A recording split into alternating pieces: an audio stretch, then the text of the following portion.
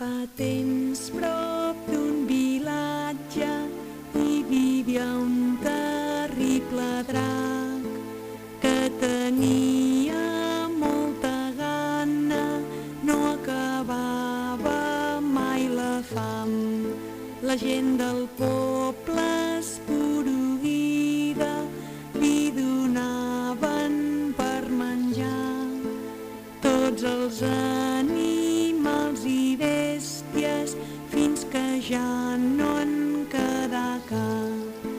Fou llavors que decidiren oferir-li en aquell drac tots els homes i les dones, els fills petits i els més grans.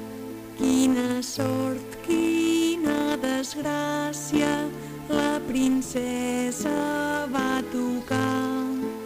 Tot plorant va ser lliurada a les urpes d'aquell drac.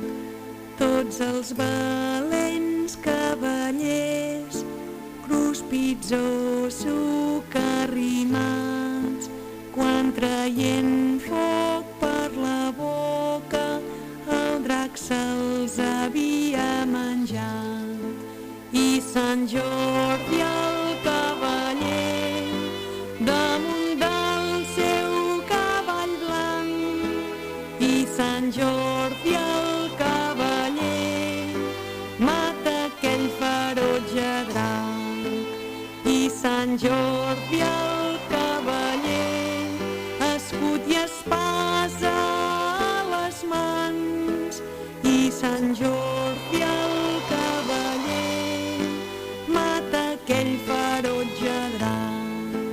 De la terra va brotar un bonic florit roser amb la rosa de l'amor, que és vermella com la sang.